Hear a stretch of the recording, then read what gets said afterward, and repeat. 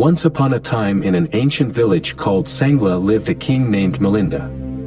Puzzled with his queries about life and suffering, he begins his quest to find the answers. These questions lead him to one of the profound monks of the time, Nagasena. Buddhist sage is known for his depth of understanding and skill in explaining complex spiritual truths. He's not just a monk but a Dharmapala, a protector of the Buddhist teachings. He carries an aura of tranquility around him, his serene demeanor a reflection of his inner peace and enlightenment. After meeting the monk, king began to ask questions that has occupied his mind for a long time. He began with the question, who is Nagasena? Nagasena replied that Nagasena was a conventional name, for in the ultimate sense, there was no essence that could be called Nagasena. King Milinda asked, Nagasena, is it the body that is called Nagasena? Nagasena responded, no, great king. Then King Milinda asked, is it feelings, is it perceptions, volitions, or consciousness? Is that what Nagasena is? Nagasena replied, no, great king. At this point, King Milinda asked if he was then a combination of the body, feelings, perceptions, volitions, and consciousness. Nagasena denied this as well. Confused, King asked if he was something separate from those aggregates. Nagasena denied this too. King Milinda then questioned, then, when I speak of you, there is no person to be found. Are you then nothing? Nagasena stated, no, great king, I am not nothing. There is karma and rebirth, though there is no person to be found. To help King understand this complex idea, Nagasena asked him about his chariot. Nagasena inquired, how did you come to this park, great king? King Milinda answered, in a big chariot. Nagasena then asked whether individual parts of the chariot, the wheels, axles, reins, etc., were the chariot.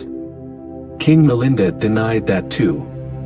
Nagasena also asked if the chariot was something apart from those components or if it was the combination of those components, to which King again answered no. Finally, he asked if there was a chariot at all, and King Milinda affirmed that there was, as a name or a concept. Nagasena concluded, just so, great king, Nagasena is a designation in common use, a name, a concept, but when the aggregates of body, feelings, perceptions, volitions, and consciousness are sought separately or together, none can be found to be Nagasena. The moral unearthed could be encapsulated by the phrase, embrace the impermanence and interdependence of all things.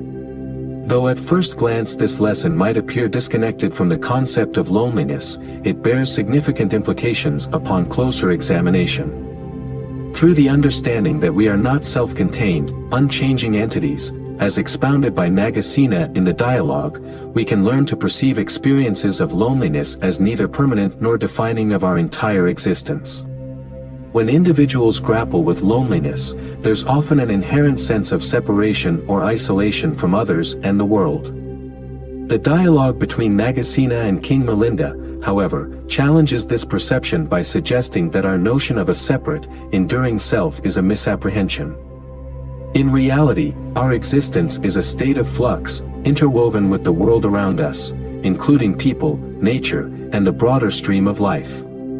Recognizing this interdependence can ameliorate feelings of isolation, reminding us that we are integral parts of a larger whole and that our current feelings of loneliness are neither unchangeable nor eternal. They are akin to the chariot discussed in the dialogue, a transient assembly of parts rather than an unchanging essence. Thus, when loneliness manifests, we should resist defining it as an inherent characteristic of our identity.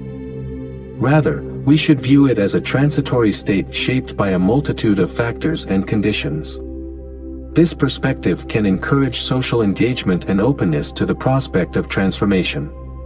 Additionally, acknowledging that we are more than our feelings can equip us to objectively observe our loneliness without being consumed by it. From the story of Nagasena and King Milinda, we learn several valuable lessons. A. The illusion of a fixed identity. The story challenges the notion of a solid and unchanging self. It teaches us that our identity is a concept, a designation, and not a fixed essence. This understanding encourages us to question our attachment to a rigid sense of self and opens the door to a more fluid and dynamic perception of our existence. B. Embracing impermanence. The dialogue highlights the impermanence of all things, including our experiences, emotions, and relationships. By recognizing the transient nature of life, we learn to let go of attachment and embrace change. This realization allows us to navigate the ups and downs of life with greater equanimity and acceptance. C. Interdependence and connectedness. The story emphasizes the interdependence of all things. We are interconnected with the world around us, and our well-being is intricately linked to the well-being of others. Understanding this interconnection encourages empathy, compassion, and a sense of responsibility towards the broader community. Why we should implement this teaching in life. Implementing the teachings from the story can profoundly impact our lives in the following ways. A. Alleviating loneliness and isolation. Loneliness often stems from a perceived sense of separation or isolation. By embracing the impermanence and interdependence of all things, we recognize that loneliness is not a permanent state or a defining aspect of our identity. This understanding helps us transcend feelings of isolation and cultivates a deeper sense of connection with others and the world. B. Finding freedom from attachments. Recognizing the illusory nature of a fixed self and embracing impermanence enables us to let go of attachments. We become less defined by external circumstances, identities, and material possessions, and instead, find freedom in the present moment and the ever-changing flow of life. C. Cultivating compassion and empathy. Understanding our interconnectedness fosters compassion and empathy towards others. When we recognize that we are all part of the same intricate web of existence, we are more likely to extend kindness, understanding, and support to those around us. How should we implement it in daily life? Implementing the teachings from the story in our daily lives involves intentional practice and cultivation. Here are some ways to incorporate these teachings into our daily lives.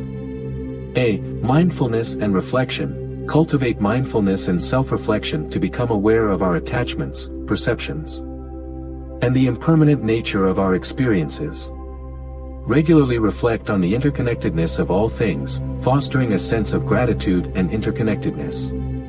B. Letting go of fixed identities. Challenge the notion of a fixed self by embracing personal growth and change.